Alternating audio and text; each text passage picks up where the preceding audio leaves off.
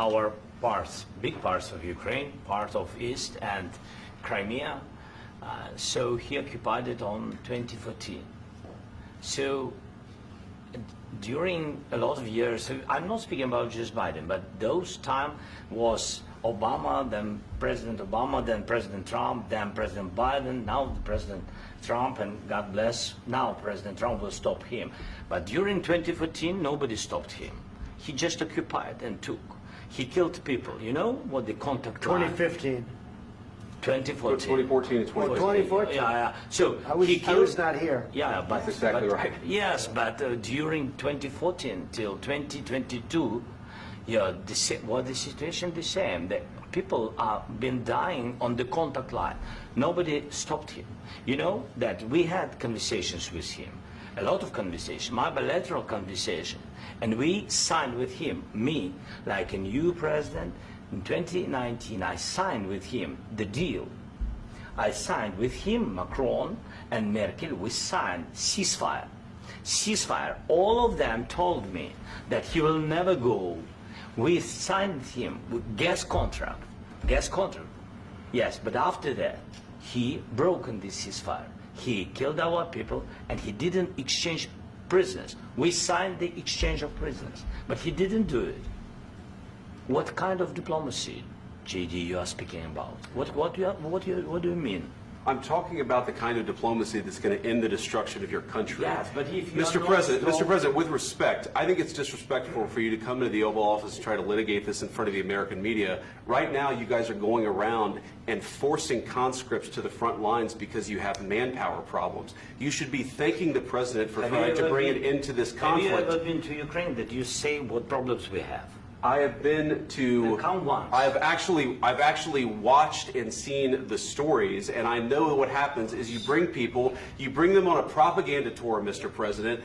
Do you disagree that you've had problems bringing people into your military? And do you think that it's respectful to come to the Oval Office of the United States of America and attack the administration that is trying to prevent the destruction of your country? A lot of questions. Let's start from the beginning. Sure. First of all, during the war, everybody has problems, even you, but you have nice ocean and don't feel now, but you will feel it in the future. God bless. You don't know that. God bless. You God bless. You will not have the war. Don't tell us what we're going to feel. We're trying to solve a problem. Don't tell us what we're going to feel. I'm not telling you. Because you're in no position to dictate that. That's exactly what Remember you're this. doing. You're in no position to dictate what we're going to feel. We're going to feel very good. You will feel influence. We're going to feel very good and very strong. You will feel influence. You're right now not in a very good position. You've allowed yourself to be in a very bad position, and he happens to be right about it. From the very beginning of the war. You're not in a good position. You don't have the cards right now. With us, you start having I'm not playing cards. cards. Right now, you don't. You're playing cards. Mr. President. You're playing cards. Serious. You're gambling I'm with the lives of war. millions of people. You're gambling with World War III. You're gambling with World War III. And what you're doing is very disrespectful to the country, this country, that's backed you far more than a lot of people said they should have. Have you said thank you once? This A lot entire of meeting? times. No, in this Even entire meeting, today. have you said thank Even you? today. You went to Pennsylvania and campaigned for the opposition in October. Offer some words of appreciation for the United States of America and the president who's trying to save your country. Please, you think that if you will speak very loudly about the war, you He's can... not speaking loudly. He's not speaking loudly. Your country's in big trouble. Can I Wait a answer? minute. No. You've done a lot of talking. Your country is in big trouble. I know. You're not winning. I know. You're not winning this.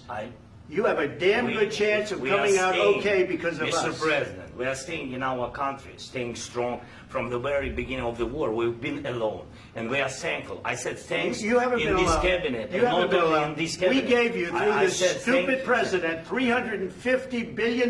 You voted we gave for you your military president. equipment, You and your voted men for are your brave, president. but they had to use our military. What about West? If you didn't have You our invited military me. equipment, You invited if me you to didn't speak. have our military equipment, this war would have been over in 2 weeks. In 3 days, I heard it from Putin. In 3 days, this is something Maybe new. less. In 2 weeks, of course, yes. It's going to be a very hard thing to do business like this. I Again, tell you. just say thank you. I said a lot of times, to American people. Except Except that there are disagreements, and let's go litigate those disagreements rather than trying to fight it out in the American media when you're wrong. We know that you're wrong. But you see, I think it's good for the American people to see what's going on. I understand, sir. I think it's very important. That's why I kept this going so long. You have to be thankful. You don't have the cards. You're buried there. Your people are dying. You're running low on soldiers. Listen, you're running low on soldiers. It would be a damn good thing. And then you tell us, I don't want a ceasefire. I don't want a ceasefire. I want to go and I want this. Look, if you could get a ceasefire right now, I tell you, you take it so the bullets stop flying and your men stop getting killed. Of course, we want to stop the war. But you're saying you don't want a ceasefire. But I said to you, I want a ceasefire. With guarantees. Because you'll get a ceasefire faster than an agreement. Ask our people about ceasefire, what they think. That wasn't with me. That wasn't with me. That was with a guy named Biden, who was not a smart person. That was with Obama. It was your president. Excuse me. That was with Obama, who gave you sheets, and I gave you javelins. Yes. I gave you the javelins to take out all those tanks. Obama gave you sheets. In fact, the statement is, Obama gave sheets and Trump gave javelins. You got to be more thankful, because let me tell you, you don't have the cards. With us, you have the cards. But without us, you don't have any cards. One more question to Mr. Vice President. I'm sorry. It's going to be a tough deal to make, because the attitudes have to change. What if Russia breaks ceasefire? What if Russia breaks peace talks? What do you do then? I understand that it's a heated conversation right now. What are you saying? She's asking, what if Russia breaks the ceasefire? What if anything? What if a bomb drops on your head right now? Okay? What if they broke it? I don't know. They broke it with Biden because Biden, they didn't respect him. They didn't respect Obama. They respect me. Let me tell you, Putin went through a hell of a lot with me. He went through a phony witch hunt where they used him and Russia. Russia. You ever hear of that deal? That was a phony Hunter Biden, Joe Biden scam. Hillary Clinton, Shifty Adam Schiff. It was a Democrat scam. And he had to go through that. And he did go through it. We didn't end up in a war. And he went through it. He was accused of all that stuff. He had nothing to do with it. It came out of Hunter Biden's bathroom. It came out of Hunter Biden's bedroom. It was disgusting. And then they said, oh, the laptop from hell was made by Russia. The 51 agents. The whole thing was a scam. And he had to put up with that. He was being accused of all that stuff. All I can say is this. He might have broken deals with Obama and Bush, and he might have broken them with Biden. He did, maybe. Maybe he didn't. I don't know what happened. But he didn't break them with me.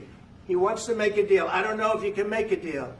The problem is, I've empowered you to be a tough guy. And I don't think you'd be a tough guy without the United States. And your people are very brave. But you're either going to make a deal or we're out. And if we're out, you'll fight it out. I don't think it's going to be pretty, but you'll fight it out. But you don't have the cards. But once we sign that deal, you're in a much better position. But you're not acting at all thankful. And that's not a nice thing. I'll be honest, that's not a nice thing. All right, I think we've seen enough. What do you think? Huh? This is going to be great television, I will say that. All right. We'll see what we can do about putting it together. Thank you, sir. I need the back of this. We'll see. I don't know. All right, guys, come on. Wait, hey, let's go.